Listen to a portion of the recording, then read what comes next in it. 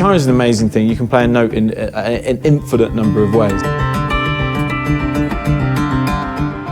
Music is a language. It's got a syntax, it's got a semantics, it's got a vocabulary. The acoustic guitar has found its way into almost every musical tradition in the world. It's a shapeshifter. This is a little orchestra, and with the bass and the melody and the percussive elements. The harmonics, which are really just like these light beams of sound, you know, just like flying up into the heavens. It's a very haptic experience playing the guitar. It pulses against your chest, it breathes. The sound holds right over your heart. We're seeing this huge explosion of everyone trying to explore the guitar.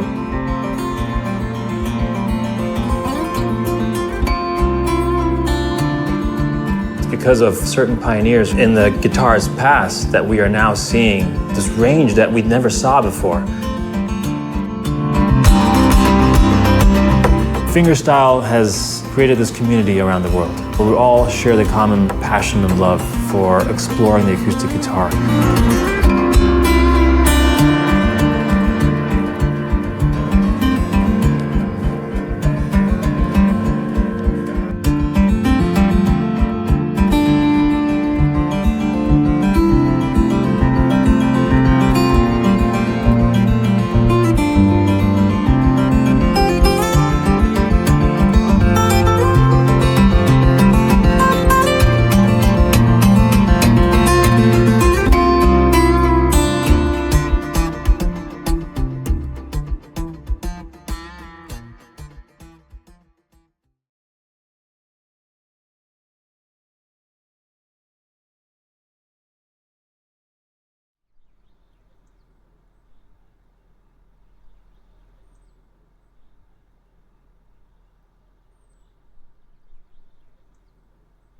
I've been playing for many years and I really didn't know what to do anymore because the electric guitar didn't have much appeal to me anymore. I was kind of demotivated. Basically everything had been done.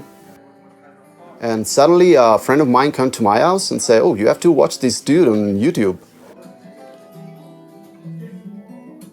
Started watching it a couple of times and enjoying, oh, what he's doing and stuff. And then YouTube kindly suggested on the right, you know, this guy with the beard and the bald guy with the red shirt, and it was Mckee. That was for me the renaissance you're talking about. And I decided that from zero I had to learn that kind of style, you know. I had to learn that song. And that's how it started for me. It took me like 3-4 months to actually understand. And from there, I started learning every song I could on YouTube, and I taught myself every technique I could, and then I started composing. It's hard to define exactly where this style begins and ends, and I think it's not so much a style because people are constantly changing what they're doing and going off in new directions each time. And so to that regard, it's not really a style in the sense of most forms of music have a common vocabulary. What we have here is more an aesthetic of having fun and throwing away some of the dogma that might be in these other styles and doing something new each time. The acoustic guitar is kind of a frontier of the guitar in general. This modern, percussive kind of fingerstyle is kind of new, and everybody wants just to share and see what other people have discovered, because, you know, there's no limit. Good luck with carrying a piano around.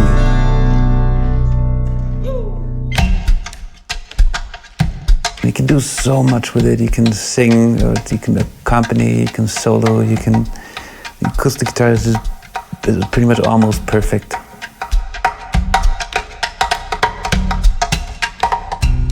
Fingerstyle is like a catch-all phrase which has all kinds of different influences coming in. It's meant to be a sort of meeting place, you know, for all different genres.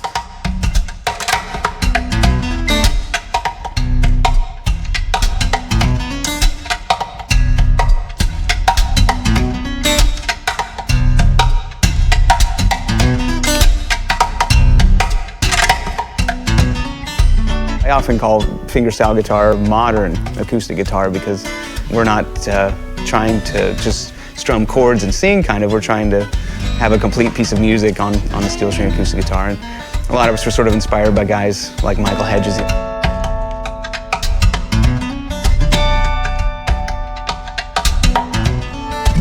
I mean, the fundamental principle is to try and make as much noise as possible with one instrument. With the acoustic, I am the band. It's personal, it's your babies, your songs, your sound, it's you. It's the idea that you can create a song by yourself. Fingerstyle allows you to go back to the root of your emotion. I mean, there's no compromises there. It's you and your instrument and what you're trying to say, what you're trying to convey, your sentiment, your feeling, your experiences, your stories, whatever. A lot of that comes from shedding hours alone in your room with your guitar, coming up against your limitations and learning how to overcome them.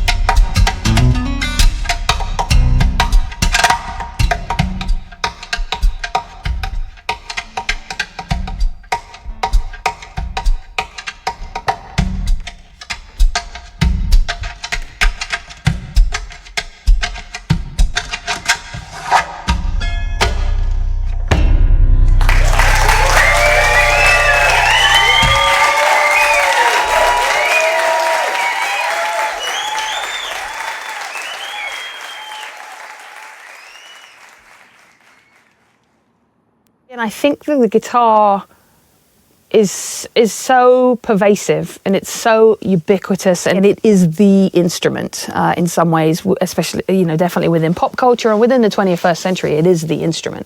Because it is so loaded culturally, it is this incredible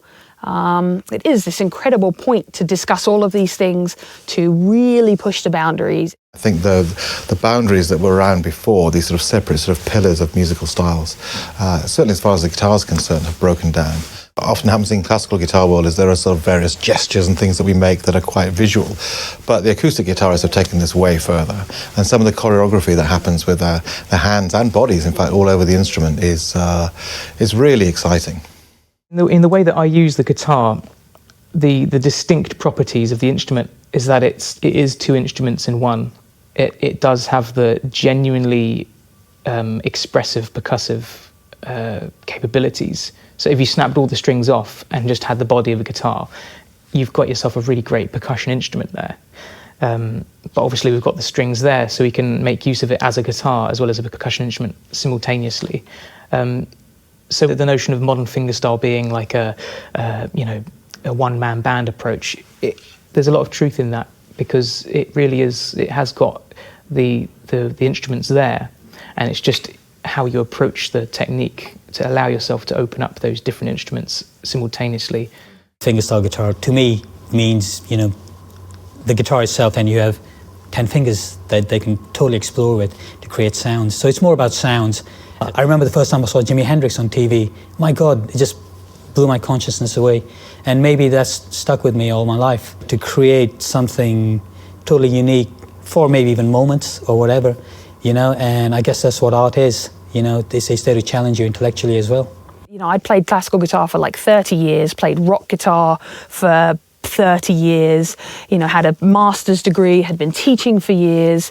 And the first time I think I'd seen Michael Hedges, but I'd never seen him play. I think the first video I saw was Andy Mckee.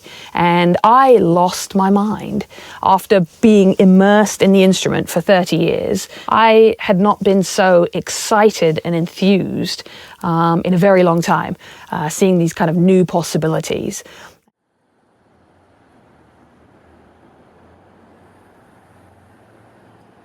I'm pretty sure it was in 2004 or 5 anyway. I got an email from a guy named Rob Poland saying, hey, I'm starting a new label, and this guy Don recommended you for the label. And I have a few friends that play guitar named Don. I didn't actually know who he meant exactly, and it turned out it was Don Ross. I'd been working with Andy a little bit. He'd been opening shows for me, and he did my guitar weekend as a guest clinician, but nobody knew who he was. So like 8 people would come, you know, and they'd have this great time. They'd go, holy, this guy is amazing. I received a call from Rob Poland at Candy Rat, and he was starting the label, and with Don Ross, Andy Mckee, and that's it, maybe a few more. He would set up a website, do all the internet sales, like an online record label. We had it all lined up, and we sort of, you know, pressed the go button, and the label started. Some time went by, and you know, I was out on the road with Don Ross and Michael Mannering, and we did a show in Milwaukee, and then we had a few days off, and Rob said, let's shoot some YouTube videos, so that was the next step. YouTube had just started. I had some videos already on the Candy Rat channel on YouTube. It sort of coincided with the start of the label. So YouTube and Candy Rat started almost the exact same time. Back then, YouTube was a one-page thing for all the world, you know. It was not like by country or by like or, you know, related. It was really the same page for everybody going on YouTube. We had no plans or no expectations, you know, for these videos. It was like, hey, YouTube's a new platform. Put them up, nothing happened. And then about a month later, bam.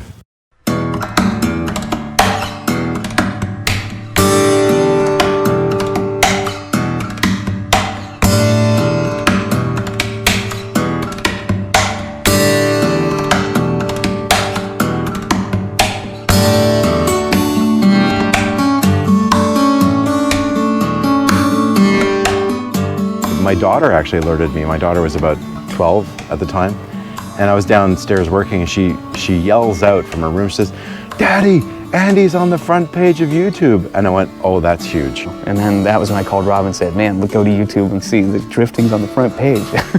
So he said, buckle up. I remember. The whole idea, the magic of like one shot, you know, a 3x5 image on your screen, and a guy with a guitar wearing a red shirt and his giant beard made this moment happen. So I think right now drifting has, it's somewhere like a little over 50 million views or something. It's just mind-boggling to think about. From a technical standpoint, drifting was inspired by the playing of Preston Reed, you know. On a more sort of like emotional sense of where it came from, I dropped out of high school when I was 16 years old and decided to just work on playing guitar, you know, and then I had a bunch of friends that were going to college, so I said, well, maybe I'll give college a try. So I moved in with them, and we all decided to go to the University of Kansas, and I lasted one day before I decided it wasn't for me. You know, don't get me wrong, I love to learn, you know, but just the sort of environment of school learning, it just never really felt right to me anyway, so I dropped out. And I moved back in with my mom, you know, and started teaching guitar lessons, and that's when I wrote it, and so I just kind of felt like I was drifting.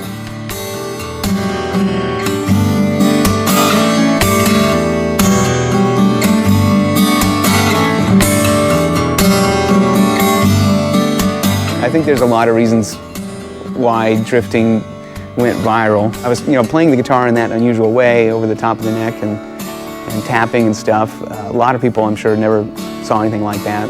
Especially of the younger generation, you know, people maybe that were getting on YouTube. And then I think even I looked a bit unusual, you know, and I had more weight on me, so I was like this big guy with a bald head and a big beard playing guitar. Well, what the hell is this guy? So I think that didn't hurt either. It does something to me, and I remember hearing drifting for the first time and just like how he was sort of pulling in, he was making something accessible, also being adventurous, and a lot of people were responding to it, but you know, I got something out of it. Someone who didn't play guitar got something out of it. Like, this moment happened, and it affected a lot of people.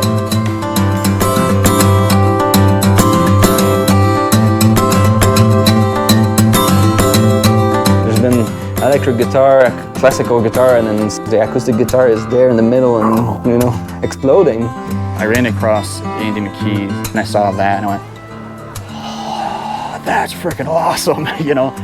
So I kept looking and I found Candy Rat stuff.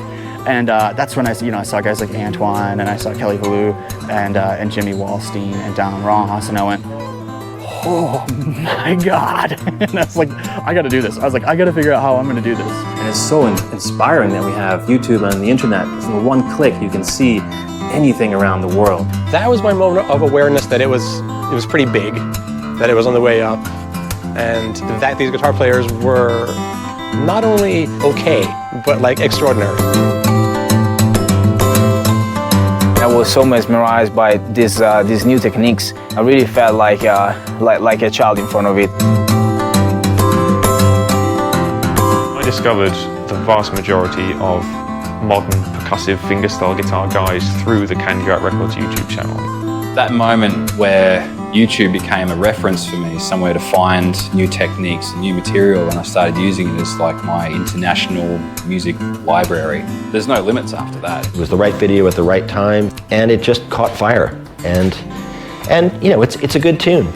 For me, it was a bit of an adjustment, you know, turning into a touring musician. You know, you're looking at a guy that, you know, 20 years ago sat in his room and played Super Nintendo.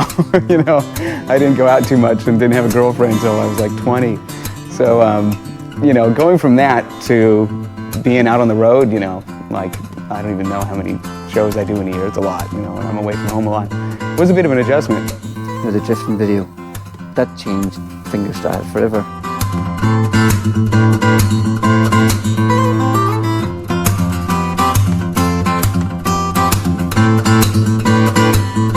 It wasn't so much a revelation.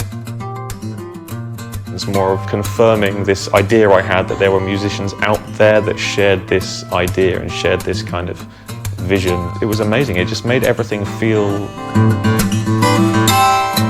It made me feel like I was at home.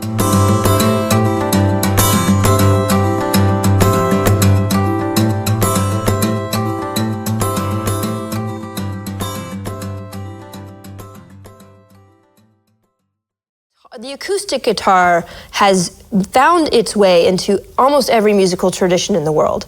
It is so versatile that it can do exactly what it needs to do in Indian music, in Middle Eastern music, in African music. You know, you find the acoustic guitar everywhere. And I think that, again, there's practical reasons. It's, you know, it's cheap, it's portable, but there's also just, it's a shapeshifter. It can become what it needs to sit into these different types of music. These days, I play jazz festivals, blues festivals, bluegrass festivals, country festivals, folk festivals. I play all kinds of festivals. It's just music, you know? The guitar just really, any acoustic guitar, including classical guitars, there's just a certain kind of amazing versatility going on, because you have the combination of the ability to make single notes, you can make chords, and there's something that combines, you know, that with this intimacy where you're actually hearing the texture of the fingers on the strings. So it's a combination of very powerful, musically powerful and compositionally powerful, but also intimate. If you look at the history of the acoustic guitar, it was the first guitar. It was the great master, Andres Segovia, who brought the guitar as a credible solo instrument or with an orchestra. So it was as important as a piano. You know, Segovia called it the little orchestra. You know, there's so much you can do with the guitar that people have always pushed the limits to see what they can do with the instrument. This current fingerstyle world didn't pop out of a bubble. It's a continuation of something that's been going for 100 years. You know, everybody should start with Robert Johnson and go, what the hell's this? You can't pinpoint the beginning of fingerstyle guitar. I mean, you could go to people like Robert Johnson in the blues idiom, you know, playing acoustic guitar in a way that other people couldn't actually do, and a lot of people since then haven't been able to do it like that. Anyway, I feel like when listening to Robert Johnson, he's someone that is looking at the guitar and trying to, every time he plays it, play it as though he's playing it for the first time. There's like a creativity there, and just an approach of, you know, no rules and whatever sounds good and what feels good and what you need to do for that song, just do it. You know, back then, during the Great Depression, you just had guys playing in a juke joint, just playing the guitar and just stomping her foot on the wood floor. It's just a self-contained one-man band, and he's just singing his heart out. We got a piano here and then a drum here, and so between the two, you can do the one-man band thing, I think, a lot easier with a guitar than you can with some other instruments. Finger-picking bluesmen, they were street musicians, so they had to amuse, to entertain the listeners. With ragtime music in the 20s, piano music, you had, Scott Joplin and that kind of style of playing piano. You had people trying to emulate it on the guitar.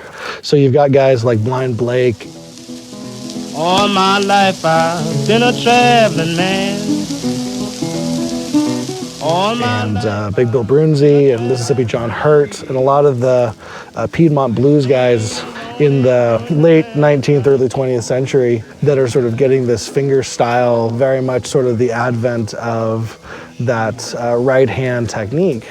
To have this a lot of voices on one instrument, this was completely new. It was new that you have solo guitar between singing, and this style of music was new. I really think what it comes down to is that people are trying to emulate the music that they hear on a guitar.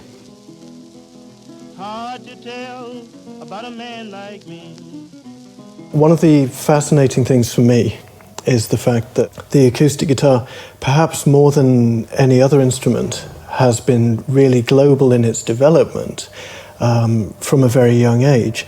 It's been truly transatlantic. Everything seemed to almost happen in a vacuum simultaneously on both sides of the Atlantic. Here in the UK and the rest of Europe, one of the most important catalysts to the movement that we now know was a guy called Davy Graham.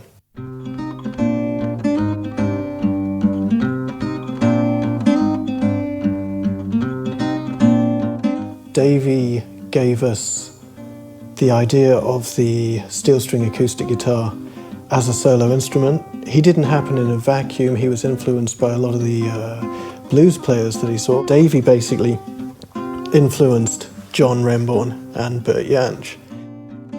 And the steel string guitar suddenly became a very serious player in that tonally it has a very wide dynamic and tonal range. I think it came from different angles. I think there's the songwriter angle and the people who started doing more finger picking as songwriters. I almost think singer-songwriters actually gave it a bad name, because it was that whole thing of, it was very much a songwriting tool as opposed to an instrument, which as a songwriter as well, I have a huge amount of respect for songwriting tools. It was almost an instrument that was traditionally played quite badly, but I think you can definitely expand it massively as an instrument. Steel string acoustic guitar is, it's kind of, I've heard some people call it grandpa's guitar, as a term for what it is. In the mainstream, the guitar is a background instrument. It's behind the singer-songwriter, or it's in front of the band, but behind the song. 4 chords and some songs, or write something dissident and moan about the government. That's, I think, the majority of people's expectations of acoustic guitar. 보통 반주의 용도로 쓰이던 기타 스타일과는 달리 핑거 스타일은 이런 보컬의 멜로디와 또 퍼커션의 그런 타악기적인 사운드, 또 다른 악기가 쓰인 밴드 내에서 악기가 쓰인 그런 반주도 같이 기타로 표현할 수 있기 때문에 그게 진짜 핑거 스타일의 큰 장점이라고 생각하고요. 저 또한 그 점에 반해서 핑거 스타일을 시작하고 지금까지 하게 된 거라고 볼 수 있겠습니다.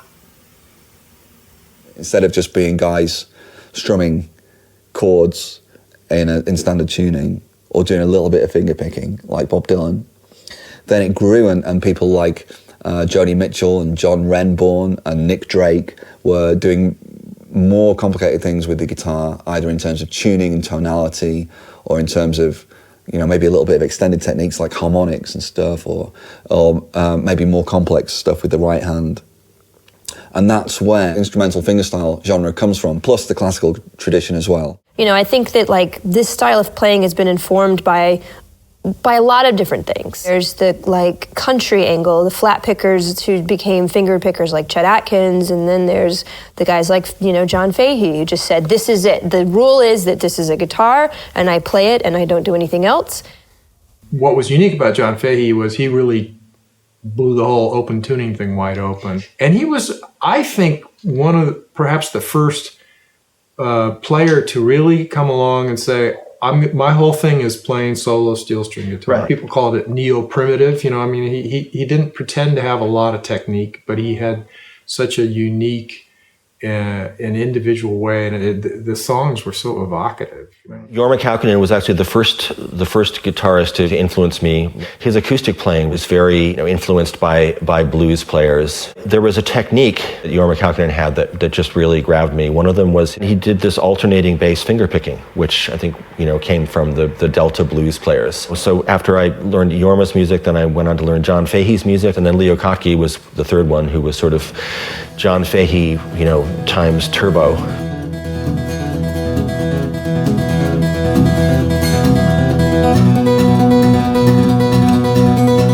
The 6 and 12 string guitar is one of the most important fingerstyle guitar albums of all time. A lot of Leo Kaki's music on that album, you might describe it as having flavors of children's music in there, in terms of its playfulness.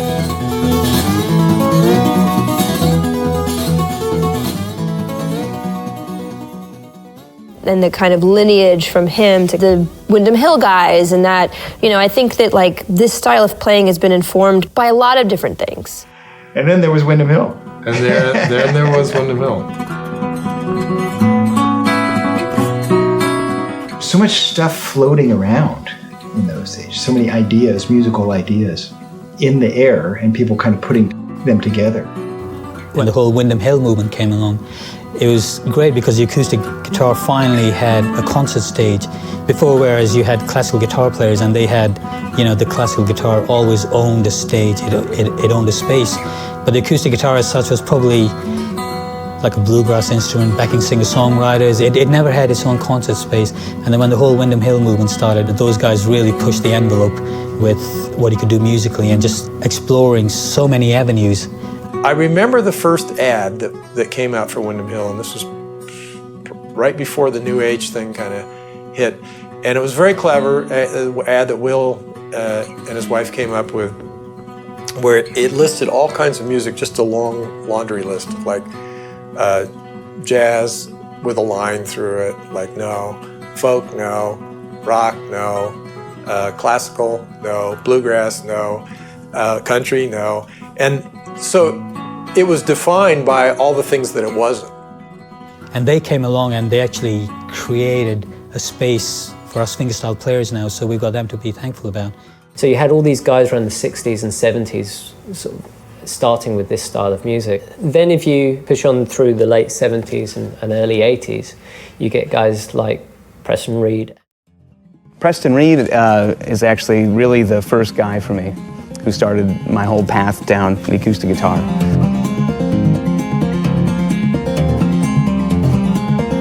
I have this cousin who's 10 years older than me that is a guitar player as well, and he had told me there's this guy playing, down at this coffee shop, and he's doing acoustic guitar stuff. You want to go? I was like, sure, why not? It was like one of those pivotal moments where you know that you're not going to be the same anymore. This is like, I want to do that, man. I don't want to try to shred anymore. Literally, I bought his instructional video. I had his instructional videotape that I learned directly from him, so you can't get much more of a direct influence. This thing in the late 80s, people using tapping in these new ways that were really pioneering, and there were acoustic guitarists doing it too. Michael Hedges using loads of tapping, and Billy McLaughlin. And he saw all these guys doing this tapping stuff, and he gave it a try, and took that and took it to its extreme. One of the challenges that I enjoyed trying to meet was making an acoustic guitar into something that people weren't expecting it to be. I was able to create very strong grooves that imitated, you know, a rock band. The end of the 80s and then into the 90s, it got very exciting, discovering new techniques, discovering new sound possibilities, but also figuring out how to incorporate them musically so that what you end up with doesn't just sound like a lot of techniques or a lot of look what I can do, but rather contributes to this, to a composition. And so that someone who doesn't play the guitar and maybe can't see what I'm doing would still go, I like that music.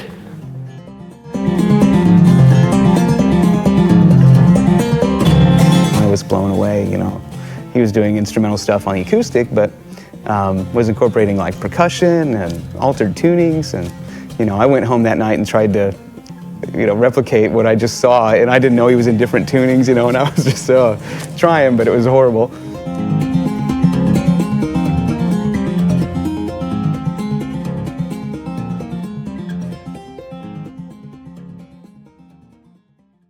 It's Don Ross as well, hugely, hugely important, who also was around at the time of Hedges. And it's funny, he's less kind of crazy technically than Preston. He's less avant-garde than Preston, but really was doing stuff on acoustic guitar that had never been done before. So he's kind of, you know, most of the time it's regular fingerpicking, but he's doing completely different stuff with it musically. So it's this groove-driven music, you know, this funk-influenced stuff. The first song I taught myself was Thank You for Letting Me Be Myself Again by Sly and the Family Stone. I figured out what the chords were that the guitarist was playing because already my ear was relatively well developed.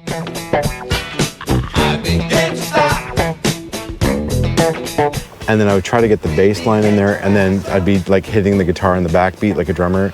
Fingerstyle is a sort of, we talked about, it's like a catch-all phrase, which has all kinds of different influences coming in. And Don Ross is pulling in, you know, Sly and the Family Stone and some of these other grooves and some hip-hop grooves. Like, it's meant to be a sort of meeting place.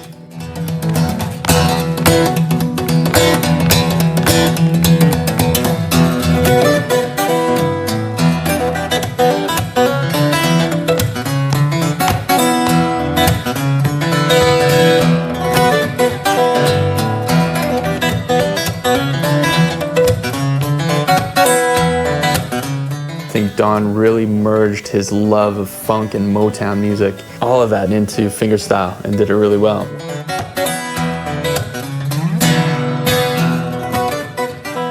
Don Ross for me is my life-changing experience. I was in college learning classical guitar, and my teacher, he lent me a cassette of Don Ross, like a copied cassette as well.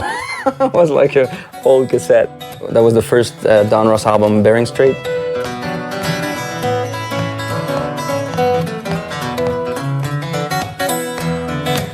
I couldn't believe the sounds that were happening with the guitar.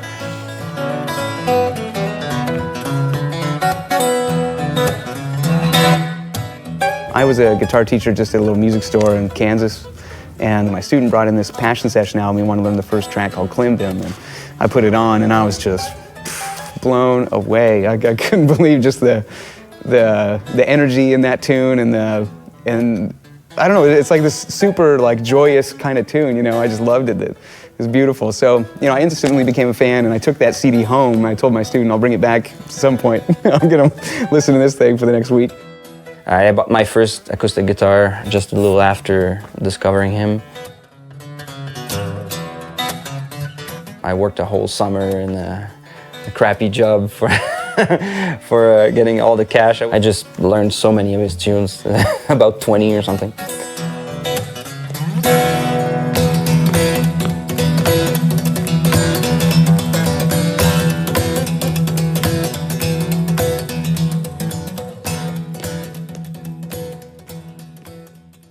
The way nature seems to me to work is that nature sends a messenger, you know. So there started out to be, in blues, there was Robert Johnson and T-Bone Walker, and there was Son House and all those kind of people. And then B.B. King came along, and he was the new messenger. And then Eric Clapton came along, and he was the new messenger, you know. And so the line goes on, and there's always been a messenger. The acoustic guitar needed to go another direction, and Michael Hedges certainly became that messenger.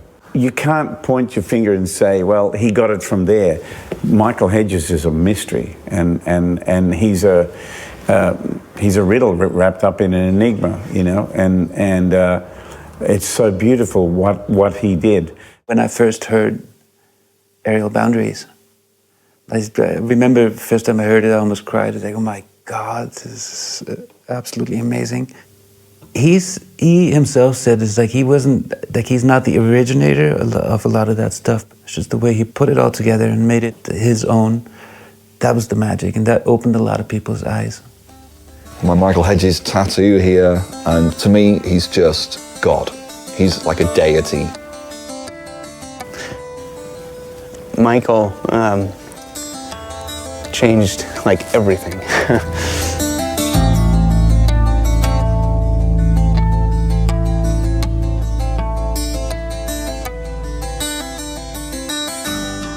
I discovered him in 1997, and I was going through these old guitar player magazines. On the cover of one was Michael with a harp guitar, and I remember just thinking, wow, what is this guy? And inside the magazine was actually a little record you could tear out and put on, so I did that. It was actually his tune because it's there.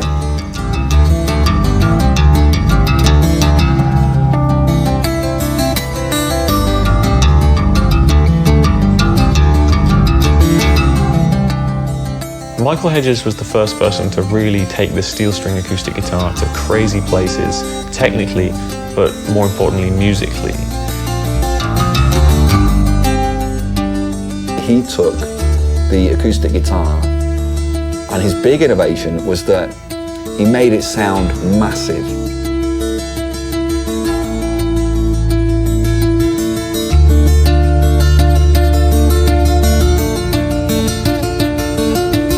What Hedges did is he came along and said, no, it's okay to incorporate all kinds of weird influences and have it come through the guitar and be this amazing thing. For me, it completely changed my life, and I revere him so much. I think he was the guy that really kind of changed everything about 35 years ago.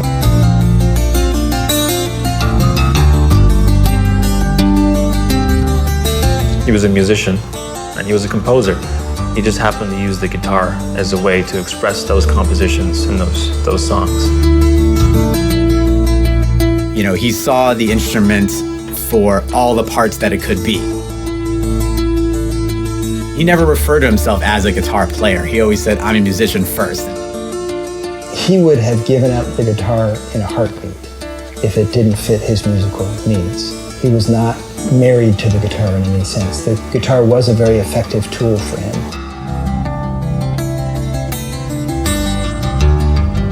There was nothing like it before him, and really still, I don't think anything quite like it still. You know, we're all, of course, writing our own music and doing things, but I think he was just a certain level of revolution happened when he did it. And it's just like, wow.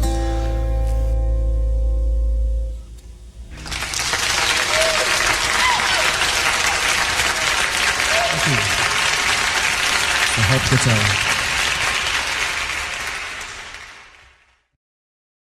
I never got to meet Michael. I discovered his music the same year that he died. I've met his brothers, his sister, his son. The one thing that everyone says is just he was humble and kind, you know, and that resonated through interviews you see with him, you know, or read about him.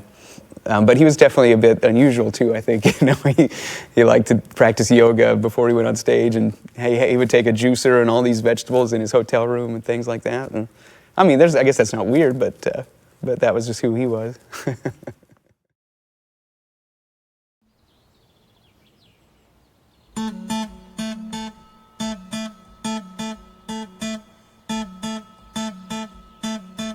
In a way, it's a little bit like Burning Man without all the drugs, I guess, and less crazy clothes, but it's probably a good thing.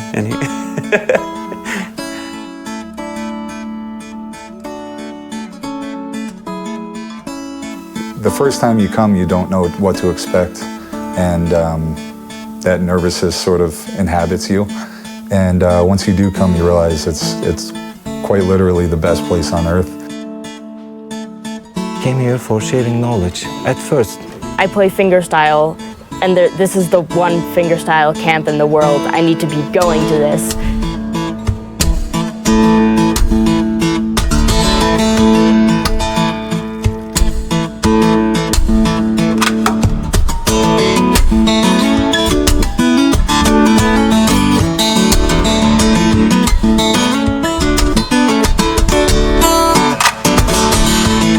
Leaves boot camp basically is a lot of really cool people, musicians, gathering in the mountains somewhere in Austria, playing guitar, and everyone's obsessed, and you just able to geek about everything you want to geek about. So it's basically heaven on earth.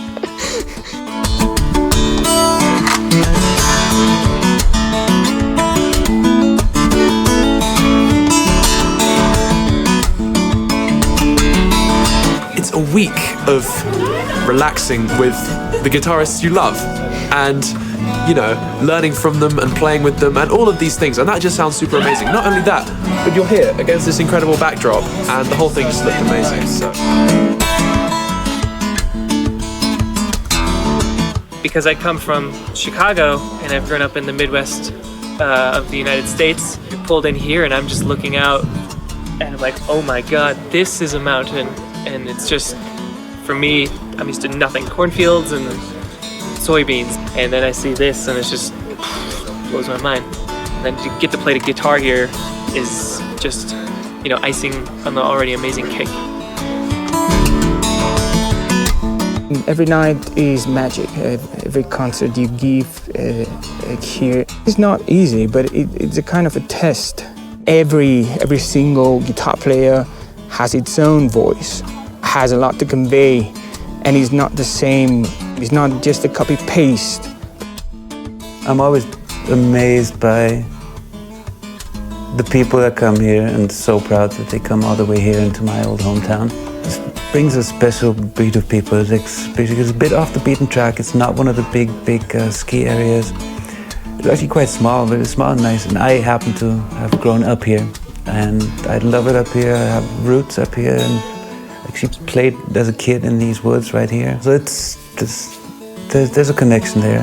I feel like everyone here is usually like the only person in their group of friends that plays in the fingerstyle percussive way.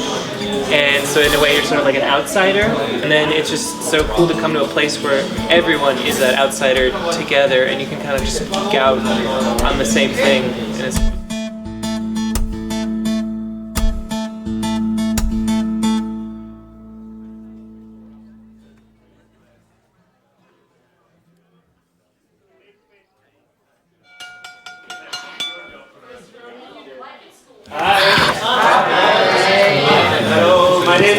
and I play acoustic guitar. Welcome to the mountain. I'm glad you're here. Most of you have actually been here before. A couple of you haven't. But basically, the idea behind this whole thing, I don't like competitive angle in music at all. How dare you be late? I don't see that at all. So some of you might be kind of like, oh God, I can only play 25 chords and that guy next to me is playing 27 chords, and that's absolutely idiotic thinking, you know. Just because he might play a little faster or higher or, I don't know, upside down and left-handed and on two guitars, it doesn't matter. It really, like, does that make you a better player, better musician? No, it doesn't, you know. So I don't do the competitive thing. I hate it. I expect everyone here to be at the very least nice on the outside, because we have gay people, we have straight people, we have Muslims, we have Jews, we have Christians. Just be nice, for fuck's sake. And there's a few of you that I don't know or I'm not quite sure of. Ideally, I'd like you to play something for me now in front of everybody. Does anyone of the people I called want to? Would you, please? Guitar from my room. Okay, go get it.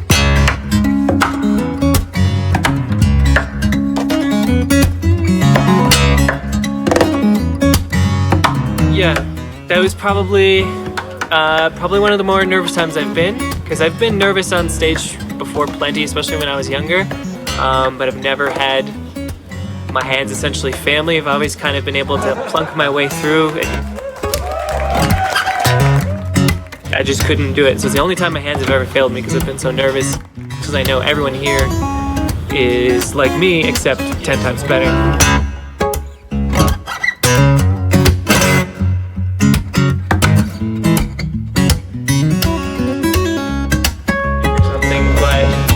Normally I go home and feel pretty crappy about a performance like that, and after, it's still messed up a ton, but it didn't feel looked down upon at all, and it's totally opposite from other music experiences I've had.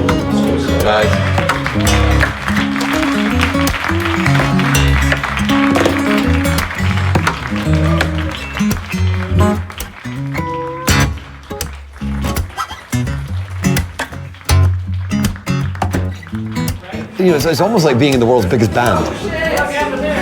Like everyone here, we care about their opinions and they care about yours. And you all want to help each other be fucking awesome.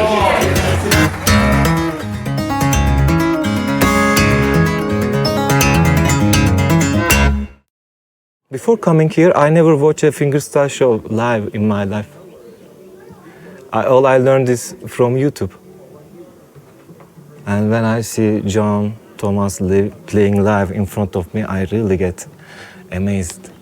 YouTube is one of the other most important teacher of my life. So all I learned, mostly the things and all the influences I got was from YouTube. This style, if you like, or this way of playing was brought to the forefront because of online, because it was so visual. And when, YouTube was there in a way of reaching so many people with something visual, then it became more popular because wow. And then people have united online who have a particular fascination in it. So I think that's the result of why there's a community, and it is definitely a strong community. It's a beautiful community. This was 2006. YouTube became a thing. And suddenly I logged onto this website and I was introduced to Mckee and Eric Roche and their videos, their live performances. And I guess a combination of all of these influences caused me just to switch from electric guitar to acoustic guitar and just focus on this style. I just completely fell in love with it. I really loved the percussive ideas that players like Eric Roche were implementing. I had that week where I thought I invented the whole style, where I had like 2 tricks. And I was like, I've invented a whole style of music. This is the best day ever. I am amazing. And then he played me a piece by Thomas Leeb, which was not only all the stuff I thought I just invented, it was also absolutely beautiful and really well played and way more complicated than anything I was doing. So it put me back kind of on a level. I still kind of love and hate him for that. And then after listening to Thomas Leeb, I started listening to Eric Roche and was like, wow, there's this whole wealth of stuff that I just didn't know existed. This is amazing. It was really genuinely loving the challenge of trying to get my head around it.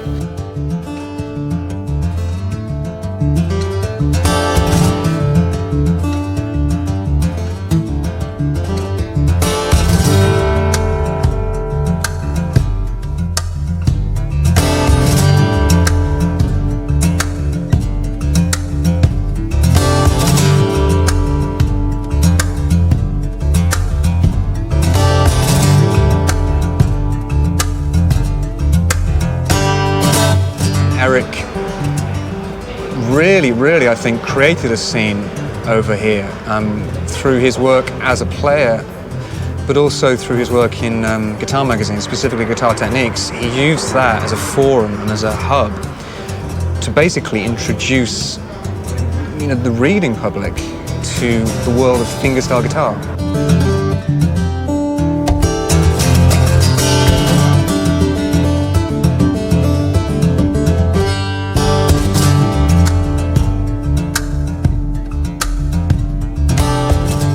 When I first saw Eric Roche play, Eric blew my mind because I just won a major UK competition as an acoustic guitarist, and I thought I was hot shit. And suddenly I see this guy just destroying the place with techniques I'd never encountered before.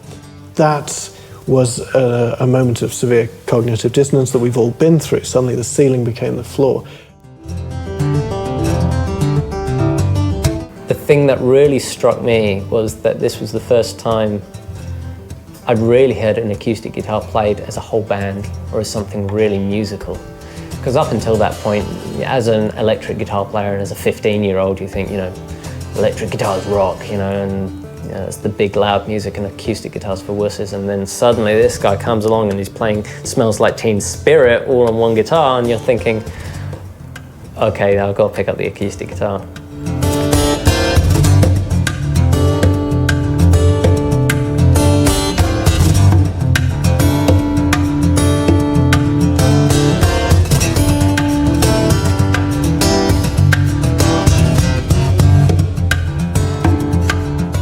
Since YouTube has been a thing, it's sort of been this outlet for people to share their music and for this kind of music to not only get heard by millions of people all over the world.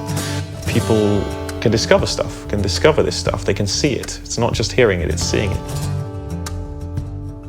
It's a symbiotic thing where someone will discover your music on the internet, learn your songs, and then upload a video of them playing your songs, and then build their own fan base from that, and then go and play to other people. They learn their songs, etc., etc., etc. It's a big community, and everyone is very active about that community spirit. Things like the boot camp in Austria and all these guitar clinics all around the world. It's people coming from all over the world to hang out, not just learn from someone that they perceive to be, idol or sir, I'm a big fan, or anything like that. It's a community. Fingerstyle has created this community around the world where all of us can get together at festivals like the Canadian Guitar Festival or certain boot camps around the world where we all share the common passion and love for exploring the acoustic guitar. Like seeing long-lost friends that you just haven't even met. And because there's that experience that defies words. You come in and you get it, you understand. And that thing that you can articulate and put into words, you're actually with a group of people where you don't even have to.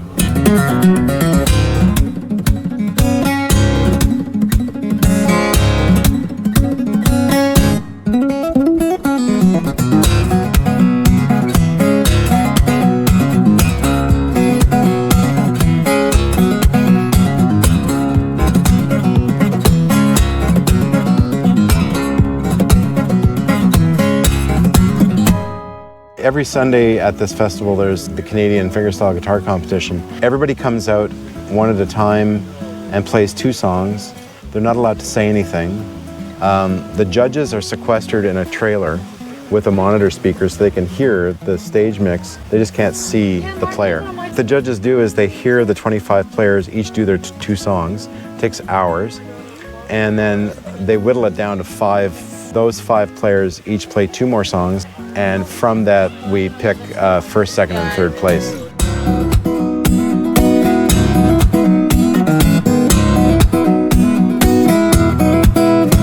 It's just about making a connection and having a good time, going up there and just having a blast. Pour your heart out. Hopefully you make an impact on someone. That's the only reason why I play, is so I can share the inspiration, make an impact on someone. Hopefully they can spread that to the next person. The competition is second to the people. I think it's just coming and learning stuff from everybody and becoming a better guitarist in general and being with people that do the same thing, because there's not many of us out there. Hi, Mom.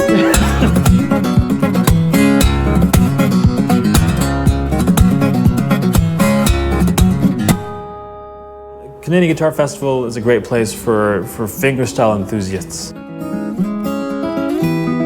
So it's really cool to be around people who are thinking the same way as you.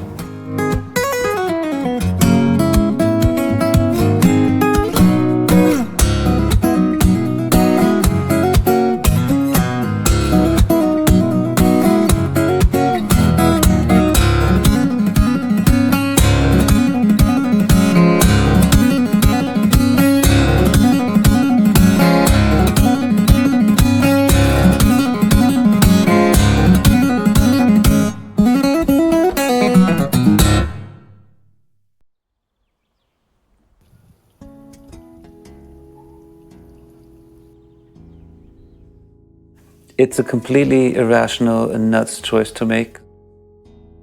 Because it's just not smart, basically. It's like, oh, I'm going to become a guitar player. I mean, my parents weren't too happy to hear that. I always say that when it comes to money, I probably should have stayed in med school. You know, so bank account would look a lot happier. But I do like what I do, so that's good too. I think if you feel like you need to be a musician, then you're probably going to need to be a musician. There's not really much choice, so it doesn't really matter if it's a good time or not, I guess, is the bottom line. And that's how it always felt to me. I mean, I couldn't do anything else. Just being able to express myself that way, you know, I loved it. The whole instrumental thing, you know, without the lyrics. I feel it's the best way for me to express myself and my emotions and my experience in life. Without the guitar, I would be considered insane, to be honest. The guitar makes me a normal person, or a functional person. In a way, art and music has saved my life. If it wasn't for that, I honestly would not be alive today. So I'm very thankful that I have this wooden box in front of me for me to express myself with. Literally, there are times where my hands call to me to pick up the guitar. There's something here. It's a kinesthetic thing. It's a real in my body thing that I have to pick up the guitar and something wants to come out and I've got to figure out what it is. It's almost like if you didn't live on planet Earth, what planet would you live on? It's hard to think of that. What would it be like if I actually physically couldn't play guitar? And I'll just say I'd play guitar. I'd figure something out. Failure is not an option. It's quite simply that. The idea of this not turning into my career in the long run just isn't, I won't allow that to be a possibility in my mind. Even if I have to be a small-time guy playing pub gigs and busking for the rest of my life, that's fine. That's just, to not do this to me is impossible. I can't. Me not doing music is like trying to imagine a new color. It's just impossible for me. You know, it's such a raw art form that we are doing, and it takes a lifelong journey to really discover yourself within the instruments. That's why I play guitar, and that's why it happens to be fingerstyle, because it involves every piece of knowledge, musical knowledge that I have so far into one wooden box. It's fun and it's challenging, and it enables you to use what the music that's inside you, as well as your intellect and the problem solving of where could this technique go, how could I use this in a composition, and it's just, I guess ultimately it's just really fun. What's wonderful now is basically you can produce your own music at home. You can do stuff very cheap and well, without having to get signed, but and basically sell your soul to a record label, the big one, and that's wonderful. So that is something that wasn't the case like 25 years ago. So I'd say, yeah, probably now is a great time to be a musician. Maybe other people wanted to just play Xbox. I always found myself more interested in experimenting with altered tunings and playing around with percussion and extended techniques and things, and just exploring all the possibilities of a piece of wood and a piece of wire, I guess.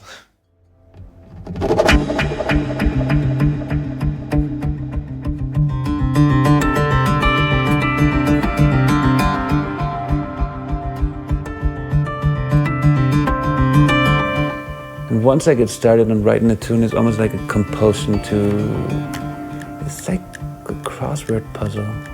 Like you have to finish it. I spent a lot of my time, in my room growing up, playing, practicing. I developed tendinitis. I couldn't play guitar for 8 months because I completely ruined my hands through over practice. It's a bit of an obsession. You sort of have to go full force into it, at least when you're learning how to play it. Just because a lot of it is extremely difficult. You just have to practice and practice and practice. People want to see, like, one guitar, what can he do?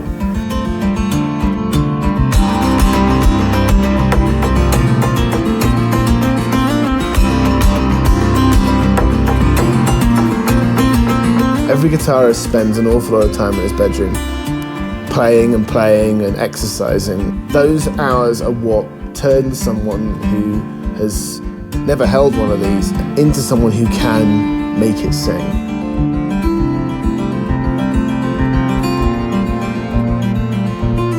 It seems so complicated to play in this way, you know, bass, drums, melody, harmony. And I guess it is, but it doesn't, it's not a complicated process.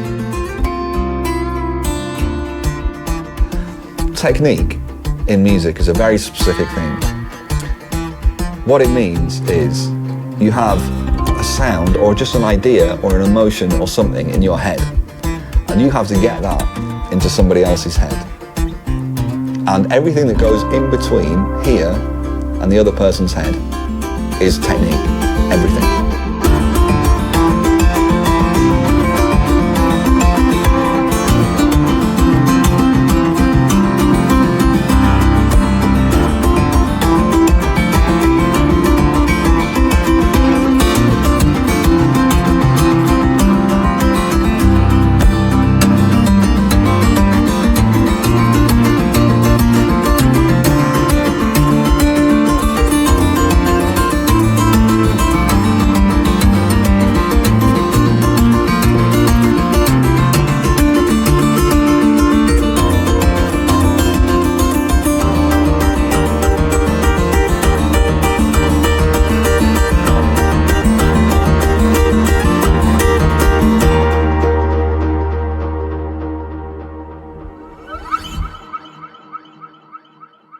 Music is in us, it's all around us, and it's all connected. If I can offer my music as purely as possible, then I let it go with the knowledge that it's going to be received how it needs to be by anyone who's around.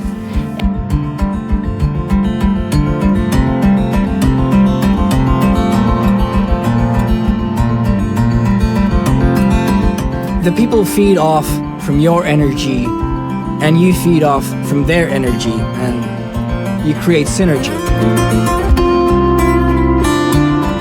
Performing to a crowd is about being present to them.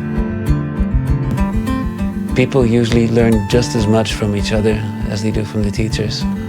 And I actually learn a lot from the students every year as well. I probably learn more than they learn from me.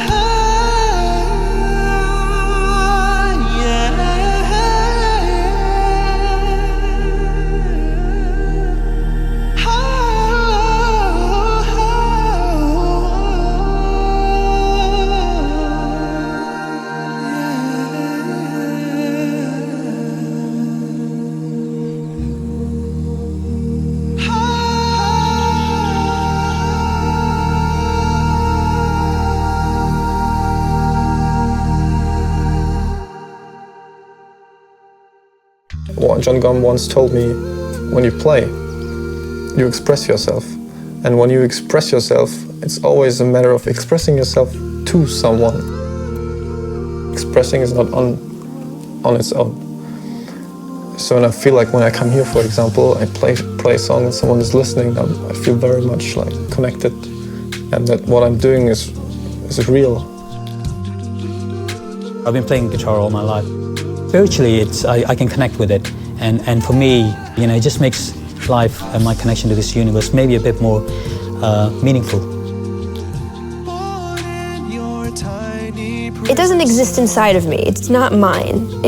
I pick up the guitar, I fiddle around with it, I try different things, and music comes out. And eventually that music turns into songs, and that the songs get recorded and then they get performed, and everything changes over time, and I don't know how much I have to do with the process. I just like show up. The internet gives us this amazing platform to share our music and to be inspired by other musicians from all over the world playing in all kinds of styles. But at the end of the day, we all started playing guitar because we love playing guitar. You must follow your joy. You must. And even though I say that, I find it hard to do outside of the guitar.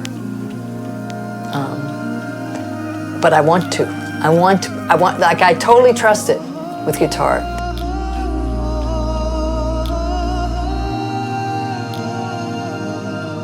I mean, it's just sharing. Music is sharing. We're all like here to give feedback, to teach new technique. I've been playing this song the other night, and everyone came out to me and give lovely feedback. And some people asked for the technique I was using, and I just gave it for free. I mean, it's just sharing. Music is sharing. He has managed to successfully create a community out of people who I feel, at least myself, by the very nature they're part of the community, feel alone.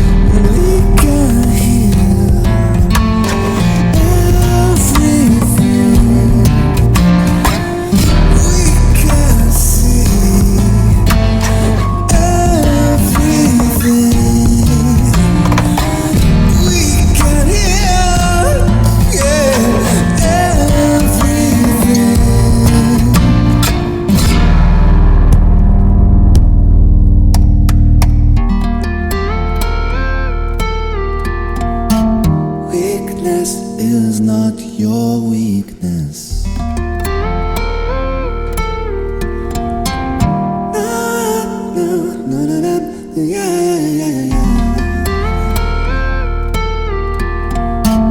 You are what you grow into.